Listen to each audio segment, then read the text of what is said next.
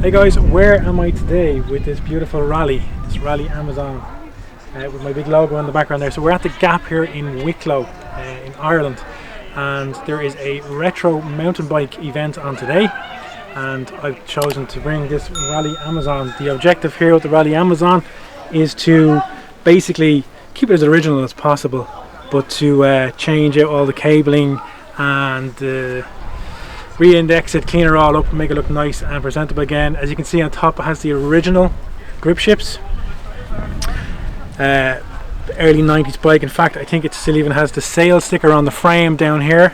I just point to it with my finger. See the Shea Wolf there sticker, and we also have it up here. Super original brake blocks on the back, Shimano.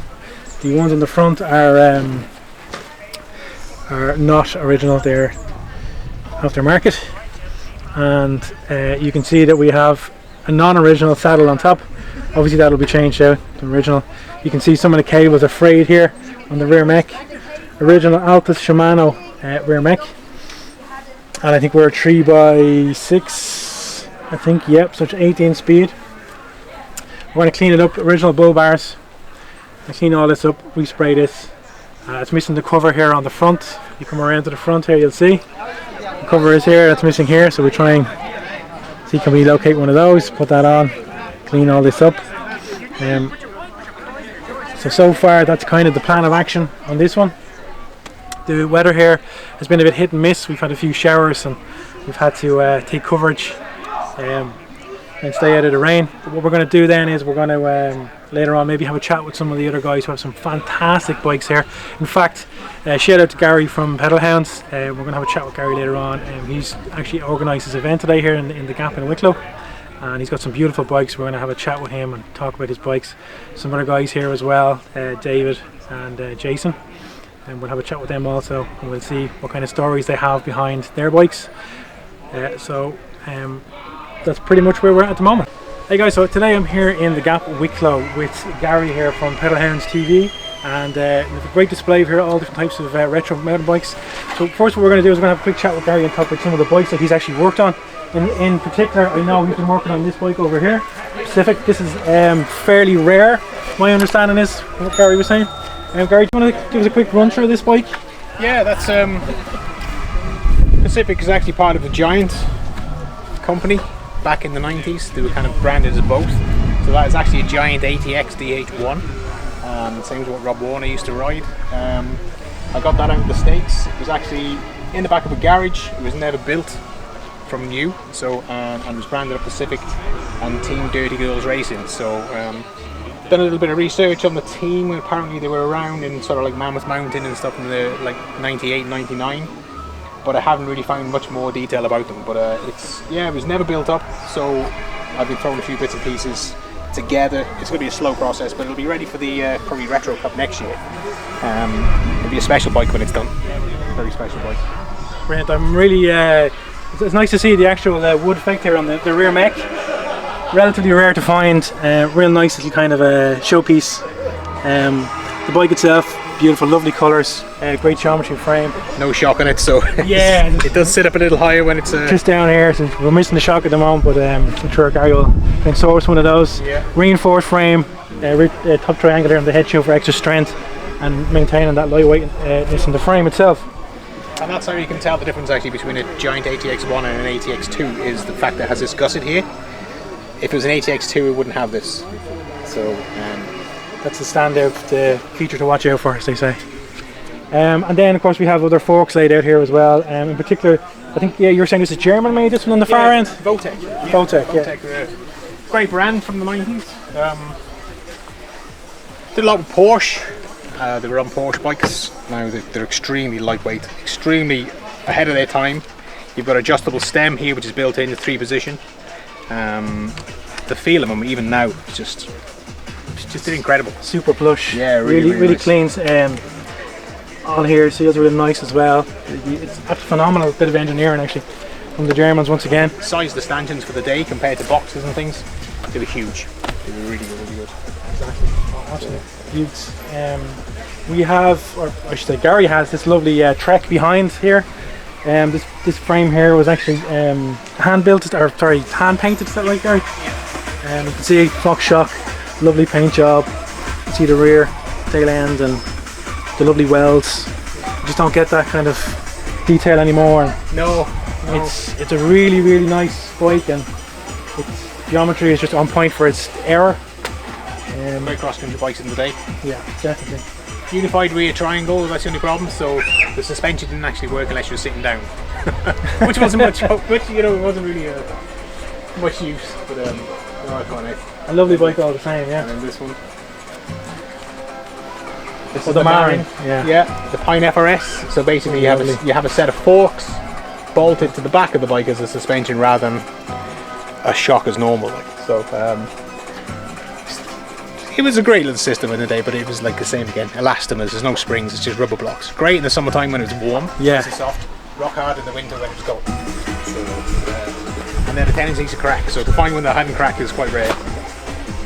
Yeah. The learning curve. And then of course the San Andreas. I know you did a few videos on this on YouTube as well also. Yeah. Beautiful San Andreas bike. And you get in there and have a look at the frame itself.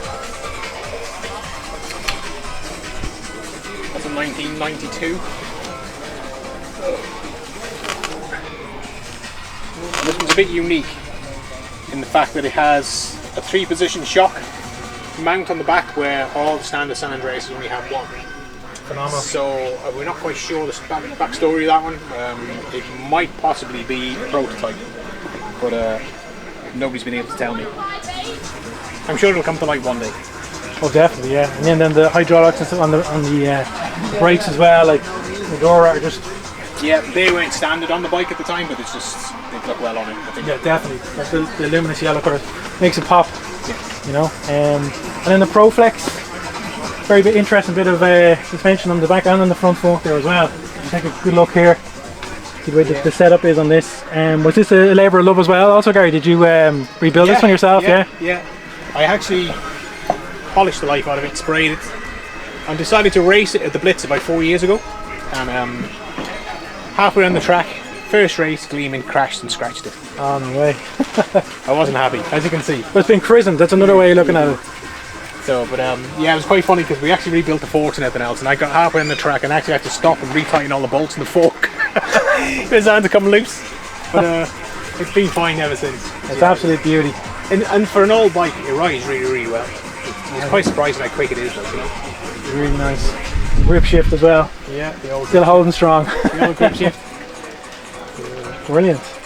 So yeah, the display here today is absolutely phenomenal by everyone, including Gary. So what we'll do then is we'll have a look around further and we'll have a chat with some of the other guys, and we'll see what the stories they have in regards to their bikes and how far they've come in regards to basically repairing the bikes and bring them back up to a standard that they're happy with. And what we're going to do first is we're just going to have a look at this bike here. We're going to talk to Dave in regards to what actually was involved in bringing this bike to what it is today, and then we'll have a look at some of other bikes. So without further ado, Dave, maybe could you tell us a little bit about this bike and where you came across it, a bit of history and what you've done to it to get it where it is today. So basically this was Intense, which is an American company owned by a guy called Jeff Steber. Jeff Steber had a big sort of motocross history and stuff like that. Then basically his downhill became a sort of pinnacle sport based in America from 1994. Pretty much in 1993, Intense sort of started up and stuff like that. The M1 was the first sort of pinnacle, good, groundbreaking DH bike and stuff like that. Riders like Sean Palmer raced it, Nigel Page, even Glyn O'Brien, an Irish rider. Wow. He was part of the Intense team back in the late 90s and early noughties and stuff like that. This was basically Gen 1. You can notice there's a few little scratches underneath where there's green paint. Yeah, so back in the day, Intense teamed up with Kawasaki, and they had an Intense Kawasaki team. But because this was so groundbreaking, this is one of the few bikes that still has what would have been the bosses for cantilevers or hydraulic brakes before it actually had disc brakes, which this is an aftermarket fitting. But one of the great things is I actually have the Gen 1 M1, and then we have the final gen of the M1 model and stuff like that. So you can see the little upgrade differences that through the years, the gussets got upgrades, the rear plates got changed, they went from an M6 to an M8, just the little upgrades that make the bike more stable but quicker. I know you were saying in regards to the bolt sizing, the M6 and the M8 upgrading made a huge difference. Oh, totally. Because before I think you're having issues with shearing and threads, etc. Typically with this bolt, it's got a 68mm fitting of 110mm M6 bolt. Any big drops, and this would happen in every race, the bolt would just bend. If you didn't replace it straight away, second run, your rear shock it just can't take it, basically. Yes. Yeah, and it's through trial and error that we learn these things, and we change out these parts. Yeah. So they developed a sport from originally from avalanche, for downhill and stuff like that. Everyone was trying to make a bike that would take the jumps, the bumps, the knocks, but go as fast as a standard rack. So they've just changed. So you can just see the pinnacle differences in some of the bikes, but Intense was kind of the Ferrari of the bikes back in the day. Phenomenal. I love the white geometry here in the frame, and the way the rear shock sits in at the back. It's absolutely yeah. The their ethos was on the sort of monocoque style frame and stuff. That's right, like monocoque, yeah. So it had the structural integrity, but it was a lightweight machine. Well, as light as it could be. Yeah. And was there much involved in getting this rear bracket piece for the caliper involved? So, was that CNC job, or was that? Yeah. So basically, they drilled the two bolts, which would have, you can see here. Yeah. The other three bolts actually match up with this, so you can change the linkage design. It could go from a 4, 6 and an 8 inch suspension and stuff like that, depending on the terrain. But as the bikes got quicker, the brakes just couldn't stop it. So basically it still had a bolt through, which is groundbreaking before, but then an aftermarket adapter then that you could actually fit a rotor on and stuff like that. Wow, amazing. And they're obviously different wheels, different hubs and stuff, are they? Well, because I redid this, so these are actually modern Hope Pro 4s and stuff like that. But you can still buy them with the 135mm spacing, still with a 12mm axle. So this hub was produced 9 months ago, but it still would have been kind of the hub used back in the day. And Hope being a pretty good brand, and then you've got instant engagement on that. Shows from the brakes and stuff like that. You got the old Hopes as well. The original Hopes, and I do have them, were called Hope Big Uns, but they were developed on the motocross hub and stuff like that. Right. They did come back when they had the Hope 2. So this was one of the Hope Gen first, so this is a titanium and an aluminium body before they got into doing disc brakes and stuff like that. But again, it's just a little progression. It's amazing to see that, as you said, the progression, the crossover between the likes of the motocross and then onto the mountain bikes itself, where you see different components. I think even nowadays, where we're starting to see, inverted shocks coming back, like in motocross. Some people like them, some people don't like them. Some people don't like the idea of the shocks being inverted, whereby all the dirt and the ingress gets in onto the stanchions and gets into the Manitou were one of the first. They had the Dorados and stuff like that. That's right, yeah. Marzocchi had the Shivers, and they tried the upside down or inverted forks and stuff like that. It's kind of one of those hit or miss. It really depends on the application or where you're actually riding the bike itself. Like exactly. Look, the company tries to outdo each other, try new designs. Some work, some fail. Look, you have to try to move forward. It's all about the process, really, at the end of the day. 100%. As long as we can get the bikes to a level where they work really well and they're very reliable, durable, and people get use out of them, that we're not constantly breaking down, changing parts out, paying out monies, but the longevity is what we're after. So if that means that the engineers are picking up on these things, then you know. But look, if somebody designs something tomorrow, there'll be a flaw the day after. Then it's readdressed, and another company will make it better. Yeah. And this is how things progress and move forward. Exactly. It has to be. Then from the Intense to their progression, so basically, we can move forward pretty much a decade, and we can come around to the final M1. So within reason, I mean, they kept the same sort of design. They did add extra gussets, supports. One of the big differences is this was a fully CNC machined rear plate that had an M8 bolt and the extra plate on the back and upgraded bolt systems and stuff like that. Exact same linkage, exact same design. Obviously now disc brakes were mandatory and standard. Yeah. So a few upgrades, but this then became the definitive M1 before they moved on to the next couple of models. Just from the stance alone, even with the shocks, the suspension, it looks much more rugged, much more reliable, much more kind of durable. Yes, it's going to do what it says on the tin and last. And that's what we like. Yeah. take a bit of punishment, put it through its paces, and again, you can see even little changes, like it's got away from the Shimano race face came on board. It's got better cranks. It has a proper chain device system. The MRP was probably one of the best out there and stuff like that. The pulley system. One of the biggest problems with downhill was trying to keep this chain on and not coming off. Exactly, where like you see the invention now of clutch packs in the rear mechs. Exactly. So there's no such thing as a ratchet mech back in the day. Exactly. Yeah. So it's an absolutely beautiful bike. It's come a long way, and hope you see more of this kind of engineering coming forward with other bikes. And then I suppose we have the Giant, the Cadex bike. What's the story on this one then? So the Giant Cadex, that's the CFM1. So basically, as composition was being worked on with technology, we had steel, we had chromalloy, we had titanium, we had aluminium. Carbon fibre was the new lightweight material, but too costly to work as a single product. So what they did was dual composite. So basically, Cadex designed a aluminium bonded with carbon fibre. So what I'll do is I'll just come around on this side. So what they did on the back end is we have carbon fibre tubing here, carbon fibre bonded into the aluminium. So you have a structurally integral bike, but somewhat lighter than their competitors. So this was the original GT, this is their Avalanche, so this is one of their chromalloy frames. But because Giant were moving forward, they saw aluminium and carbon as the future. So it was a year on, but they really future-proofed this bike straight up from the GT and stuff like that. Giant seem to pay attention to trends in regards to how they set up their geometry on the frames, and they're such a nice bike, real plush bikes to ride. Yes. And they pay attention to the trends, as you say, the carbon fibre, making the bike as light as possible, stiff, strong, and yet perform very well. It's absolutely beautiful bike. I love the colour scheme on it.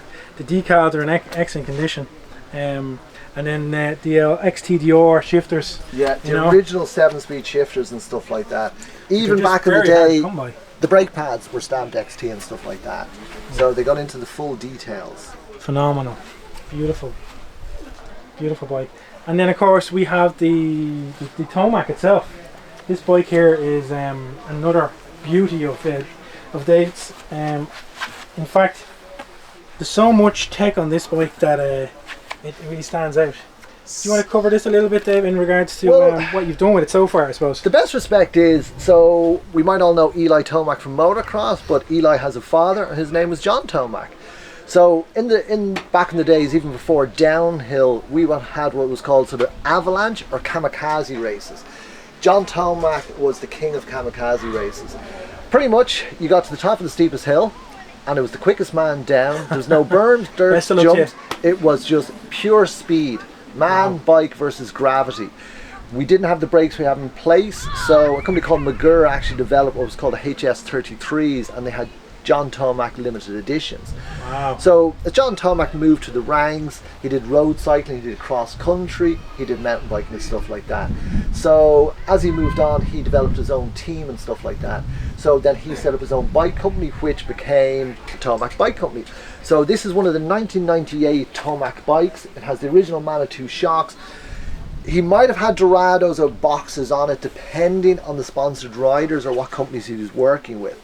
But pretty much this is one of his original bikes before they moved on to carbon, single swing arms and stuff, but this was one of his original team bikes. And that's absolutely amazing, because it's from the engineers talking to the riders, where the riders are explaining, I don't like the way this feels, maybe change this, change that, and this is where these type of bikes develop onto what they are today. Totally. So even if you look at the head tube of the M1, you can see this had two little gusset fixes and stuff like that. Yeah. Where because Tomac went with the sort of oval tube, heavy and durable, his thing was, my frames won't break.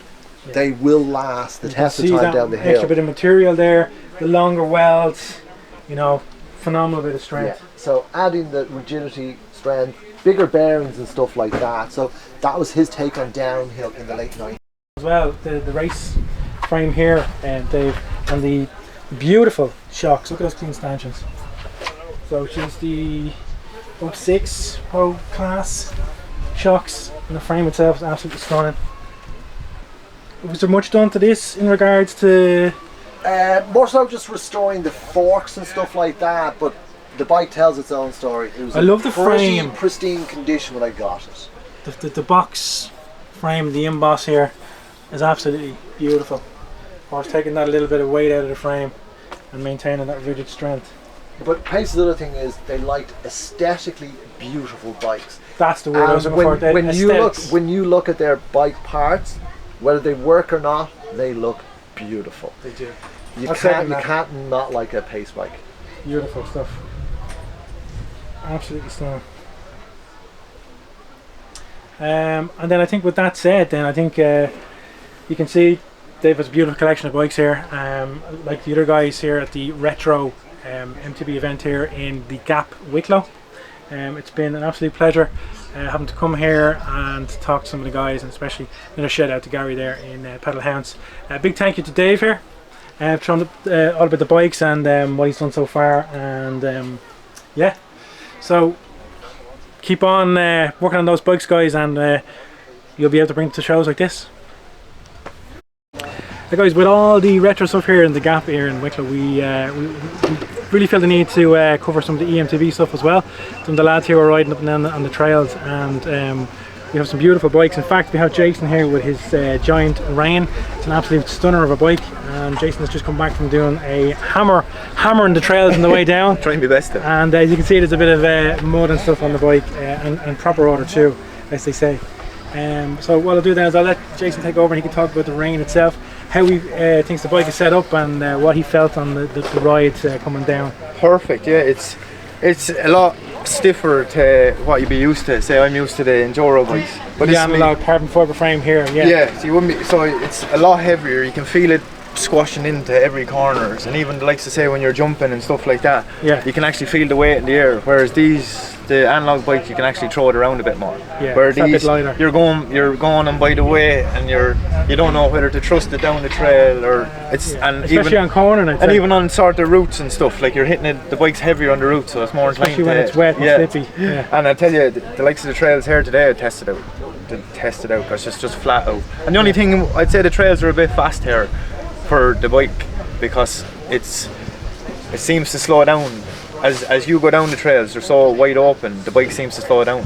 So it needs to be chipped a bit to let that off. Yeah, that's a whole different world of pain. With lads playing with the firmware on bikes, and in fact de-restricting bikes as well. They can throw up some kind of error codes as well, and it's more hassle than it's worth, really, unless you really know what you're doing with. Because you feel like you're pedaling against the bike. So when it does max out and you go to give a pedal stroke, it's just impossible. it's like there's a cement mixer behind you. Yeah, it's something else. And I'm right in saying Giant, they build bikes really well, super strong, sturdy, and their geometry is phenomenal. They're really plush to ride. It's almost like being on a lazy bike, like a lounger going down. Oh, it's like you're sitting on a couch going down. It's beautiful, like. And then with the different springs, it changes it up, you know, that sort of makes it more plush. And the shock itself makes it more plush. Huge difference. It's way better altogether.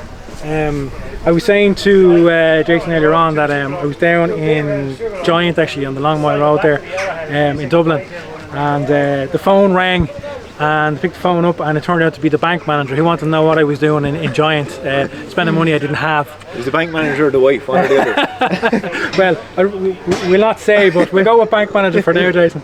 But it's nice to dream and have that kind of money in the bank where you can go in and you can buy something like that. But one day maybe I'll go for the Giant Rain. I've not else on my bikes. I've not else at home. You might have more than me at home. Exactly, yeah. No, it's the weather today has been a bit hit and miss. It's a bit bipolar. I think earlier on I was saying, I think Ireland is the only place where you can have 4 seasons in one day. Yeah, definitely. We're after getting it here today. Anyway. So. But it won't stop us from riding our bikes. No, definitely not, and putting them through their paces and seeing what they're all about. We're not sunny day riders anyway. No, we take all the seasons. No, and you're wearing the Pedal Hounds jersey. Yeah, I'm sponsored by Pedal Hounds. The Pedal Hounds. That's Gary Williams' team. Gary Williams, who's the main organiser of today's event here at the RetroMTB in the Gap Wicklow. And I think Gary sponsors yourself, Jason. Yeah, myself. He does indeed. Racing and stuff. In fairness, I can't thank the man enough, because anything that is here that's on my bike, that's put on my bike, or tyres and everything, he's done it. So fair play to him, he's a gentleman himself. And I see you're running the Continental tyres, which are a lovely soft compound tyre. And how you find them? They held up well today, did they? Unreal. I have a Maxxis on the back because I blew it up, but I'll even say when I am riding, I notice the difference. It doesn't grip as well. And even say with that front tyre, in the back, you see the difference straight away. Yeah. But the Contis are on the e-bike here. What do you think of the big bellies? What do you think of them? They're a good car. Yeah, they're not bad. Yeah, they're not mad. Yeah. they're just different. They're a bit soft, you know. Yeah. Like I wouldn't be one to tell how it's acting and how it's feeling down the trail, but you can feel it that it's soft, or you can feel, or it's not even that. They like to say, with that back, the Max's back tire. Say if I went down a mucky trail, the muck would build up on the tire. Whereas these tires, it's actually, there's so wide of a gap that it's releasing the muck. So it disperses the mud out. So yeah, it's properly designed. I have grip there the whole time. That's excellent. That's phenomenal. The Continental have come a long way. I've always been a fan of their tubes, their inner tubes. Yeah. The rubber is really good. And I wouldn't mind. It's even a fancy tire when it's on the bike. Do you know that sort of way? It matches up well. Yeah, definitely. Beautiful bikes. Absolute pleasure chatting with you, Jason. Thanks very much. Look after yourself and best of luck with your endeavours. You too. Thank you. So guys, we managed to track down some more amazing retro bikes here in the Gap, and today we have Ronan here with his beautiful bikes. Several Mongoose, S-bikes, Proflex. So what we'll do is we'll take a look and we'll have a chat with Ronan, and Ronan might actually walk us through maybe the Mongoose from the starting point, and just kind of cover how he managed to get his hands on the bike and what he's done to it so far. So without further ado, Ronan. First up, we'll go with this one. This is my original bike from the late 90s. So I rode this back in the day. It didn't have all the cool stuff on it that it does now, but that's just the way I added to it as time went on. It's nice tyres and wheels. Beautiful tyres, yeah. Yeah, they're caferace smoking dart. You'll see them on a lot of other bikes around, but this compound is kind of hard to get. But yeah, we got that one. The Magic's on it. So I've added nice stuff like the XCR brakes and levers, and shotgun carbon brace. Did you have any issues in regards to tracking down parts to try and make it relatively as original as possible? Or? Well, I didn't specifically build it, just as parts appeared over time. You added to the bike. I'll donate. A man after my own heart. Just customise as much as possible. Yeah, when I get a good part, I put it on. Like I only just threw these forks on the other day actually. I was going to put yellow ones on, but they have here. I have like these SL ones here, which would, because of the yellow sticker on the bike, compliment it. Should do the yellow forks, but they weren't in as good a condition as that, so I might still do that. It's always good to have options though, right? Yeah, it is, yeah. But that's it. The Mongoose is just, that's my forever bike really. That's because I rode it back in the day. It's a beautiful bike, and Mongoose are known for having really good geometry and really nice bikes to ride. It's also it's got a double down tube, which is pretty rare for a carbon bike. Well, so it's a carbon front end and aluminium in the rear of it. I remember Dave, again I used to absolutely beautiful. And then we have the S-Bike 700C here. S-Bikes. This one, these are, David showed me how to this was the first one I got. You know, to stop it pinging and all the rest. It's a steel version. Kind of, they're hard to find. You find them more on the continent, like Belgium or Austria or something. S-Bike literally means Swiss bike, like the watch. But this, the steel one I got, most people start their collection with this one because it's the cheapest one to get. So I got one of them from somebody who was trading up, and then I found that one. Yeah, that's up in Belfast. Absolute beauty. That's the aluminium version of it. So this is the 91. So that's what the U-brake is from, really early. But not the original wheels, but they kind of suit it. Beautiful. It's amazing how effective the U-brake is, even today's standards, with the V-brake. They're nearly almost on par in regards to. Yeah. I think it was just hard to adjust or hard to tune them, but they just kind of moved on to cantilevers and then V-brakes eventually. And then it's got the classic suspension stem. Oh yeah, you're showing me this earlier on. Check this out. The compression. So it's just a little elastomer in there, and it gives you about 10 mil of travel, which is like just enough to take the shocks out of the trail. But never very good because it kind of twists your wrist when you go down the hill anyway. Yeah. But it takes a little bit out. You don't want to get rid of the nice straight bladed fork by putting anything else on it, do you? No, of course not. And it's those little engineering little touches that kind of make the bikes back, back to then as they were, and they kind of improved and those kind of things. And it was a cheap way to get the suspension on your bike back then as well.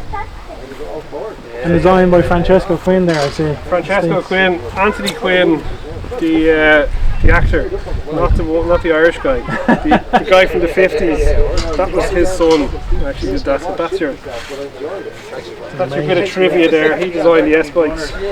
They were never very strong. They all kind of cracked around here. Really? I know the main detriment was the fact that the design here and yeah, well, you know yourself from engineering, like the triangle, the triple triangle is the strongest one. Yeah. So when they started adding all this, like this is all putting all that a big lever here, yeah. Yeah, it's more into here, I think. Yeah. And then because this doesn't have the triangulation here, the bottom brackets tend to fall out of them as well. Like.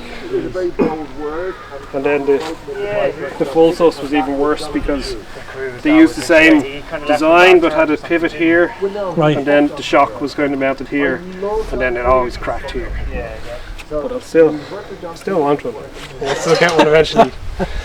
Yeah, no, it's like taking a step back. It's a beautiful thing to look at, even with its flaws. Oh, completely. That's, and it's a luck thing as much as anything. Like, because you would have seen it in the magazines back then, and that's what I wanted. The wanting. Yeah, I'd love to have one of them, and trying to save you some money to get your hands on. Yeah, and then that just turned up in Belfast, of all places, on the island. It's like, I'll be up. I'll be up on Thursday. I'll be there. I drove up and down the one evening to collect it. That'll do me. Wow. Sorted. Now I have an S-bike collection. The things we do. The shed just keeps filling up with bikes. Unbelievable. Have we anything majorly that kind of the marina over here? Oh, that's right. Yes, you can say. This was a new old stock frame. Right. So this is a kind of a mishmash of years and stuff, but because it's a lovely frame.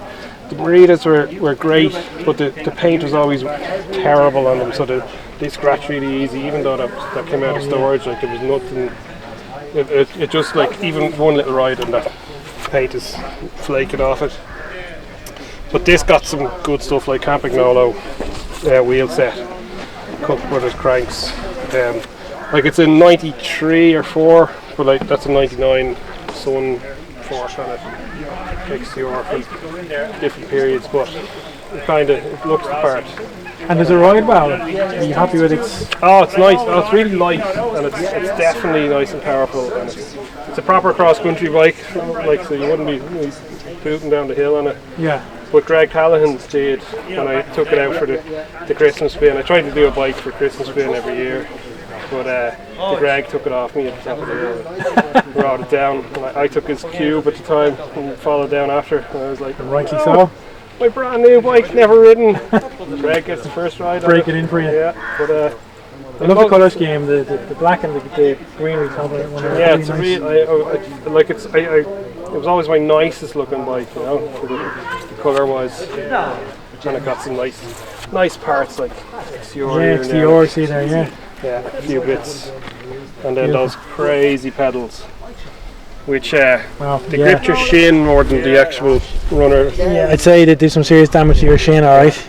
Odyssey triple traps, they're like a BMX special, but the mountain bikers used them back because the grips weren't there, like. But they were, the classic pedal. Nice to see that though, you know, the pedals and the change over, the transition from this to what they are today for mountain biking, and the options are available. Yeah, you're right. And then what else have we got here? Selection of forks and stuff. Things like this little linkage fork. Oh wow, yeah. That's a Mongoose. Well, it's amp, but I think amplifier came before Mongoose, but they kind of synonymous, like. The engineer and the coil there. It's a linkage now. It's kind of weak in terms of engineering because it's the bushings were really skinny and tight, and they just so much going on there for a little fork. So it's like so much movement in it. There's lots of movement. It's side to side, not up and down. Like you only get like it's only 50 mil or whatever the forks were back then. Like so it's over engineered to a point whereby they just kind of didn't. They fell on the follow through. See, they were going through loads of different variations, like the telescopic forks. Even back then, like there wasn't much going on with the telescopic forks. So they had different ideas, like these ones, and then where's the like Proflex had their own version of the linkage fork. Like. So and the elastomers there is what they Yeah, used. see it there. Melted, fall apart. They don't last. Like you can get them replaced. Like that's look at that. Yeah, They're melting in the sun today, even though it's lashing rain for half the day. yeah. But they just fall apart. You can get kind of replaced. A nylon replacement possibly. Yeah, there are options. You can put a spring in there as well. So I probably will do that like time. But I just love the look of the linkage work. So I have a few Proflex ones. So that's that. Beautiful. And then just a different collection of forks here. This one is a upside down fork, Yes. like motorbikes. Yeah. So they're they're fairly stiff. STMs, don't see them very often. No, and probably the rebuilds will bring them back to life again. But as you say, they're fairly rare. Yeah, so so a lot of these they won't go back in a bike really because they're just kind of they are rare. Like you might put them on a display bike, but you wouldn't want to ride them, especially not the. No, God, no. I actually tried them on this bike when I put it together, Right. and then I sat on it, and it's just like Flexed. You're like, nope. Not having that. can't have that. What have we got? A GT here? Got a GT STS thermoplastic. Wow. So that is like Check out an the early carbon fibre. carbon fibre injection molded thing. Nico Vujo used to race one of these back in the early 90s, and I met him. I got him to sign it at the EWS a couple of years ago. See that here? Yeah. I There's brought not it. much to, they weigh more or less nothing. Really, Yeah, there's you not know? much in it. Yeah. But again, unfortunately, they were weak. They were still early They had the designs. forks as well, yeah. Yeah, so it's all that delaminated there, like. But it looks the part in here. So Another lovely bike all the same though. yeah, moving along to another variation of the forks, the Cannondale Hitchcock. Headshock. Yeah. They had them. That's 50mm travel 60. Whatever. I don't know exactly what it is, but like this is a later one because it's a fatty one. But They're amazing. The design. They can have like steel straps and then roller pin bearings. Am I right? yeah, In these, yeah. They're- Yeah, and then like the later version of these became the lefty because they wanted more length in the forks, That's so they mounted it out the side. Get it? the brain boggling lefties. Yeah, that's the same roller bearing, John. Then working our way around here, we have some. The Proflex probably the shock on the back there looks kind of cool. Yeah, that's my friend James living in Canada now. That was his bike. That actually did one of the rounds of the Gravity Enduros here Wow. Okay. on TikTok, which would have been a retro bike back then. So Yeah. today 5.6, so it's a 96 model. And he has, I don't know what forks would have been on it originally, but he got some Rockies on it. It works fine. You can ride that like I've ridden it around here as well. Like it still works perfectly. The Magura hydraulic brakes still up there, still used for mountain bike trials or trail bikes, and they're still in great nick. So that just Testament to its build. yeah. No, and like they always climbed well. They were a great cross country bike and descended well. So I like Proflexes. I have one here. It's in like I won't say mid restoration because I need to do loads to it, but I pulled it out and made it look like I actually did made it look good. I did some fakery here to make it. Oh look, it's full suspension. And I've nothing on the front, and that's mounted upside down. But anyway, it's here as a showpiece. No, I'm like fair play to you for bringing all the bikes here because it's a lot of this stuff has been lost in regards to trying to retain the history of mountain bikes and retro bikes and the whole from the 90s on upwards. It's individuals like yourself, of course Gary, and some of the other guys as well that were able to see these, and it's a testament to your character basically. With that said, I think the display it's on here is really nice. The bikes are phenomenal. They're set up really well. It brings me back to the days of, as you say, flicking through the magazines, going, when is this particular bike coming out, and look at this new part, this new suspension part, and it's really nice. John Tomac riding this week. Exactly, yeah. So it's really nice to see. It's been an absolute pleasure chatting with you today. Yeah, thanks very much for chat. Look after yourself and keep the mountain bike restoration going strong. I will. Look after yourself, and we'll see you on the next one. Nice one, man. Take it easy. Well guys, what a day at the Gap here in Wicklow. In fact, I managed to pick up a Gary Fisher frame from Ronan. You can see it's relatively original, it's in good nick. It'd be a nice another little project to piece together and try and track down some parts and put it back together again and bring it out for a spin. In fact, I think Ronan was saying that the bike had been ridden before. He's apologised for the mud and stuff on it, but look, that's the least of our worries. We'll try and get this back to its former glory and bring it out for a spin. That's pretty much a wrap for today, guys. I really enjoyed today's outing here in the Gap, and I got to see a lot of bikes, and I will get a chance to bring this back, also this Raleigh emblem, back to its former glory.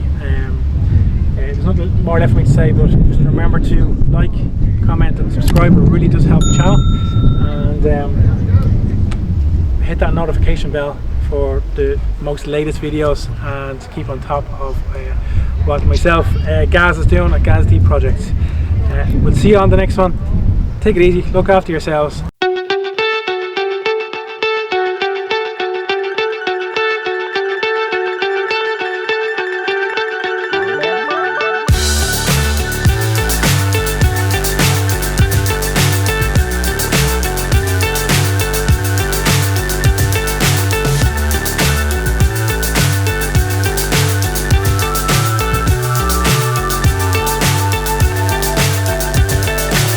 So high I'm hypnotized. What's up is down, what's left is right. Chasing stars and holding you. I can't see the end, but we'll see it through.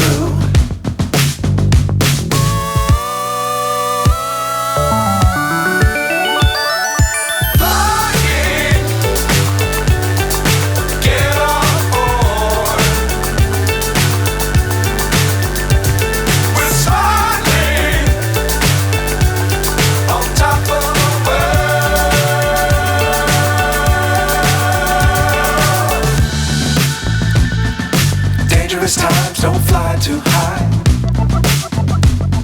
Be sure to keep the ground in sight. Fly forever if you keep it tight. Love the world, but keep the sky on your mind.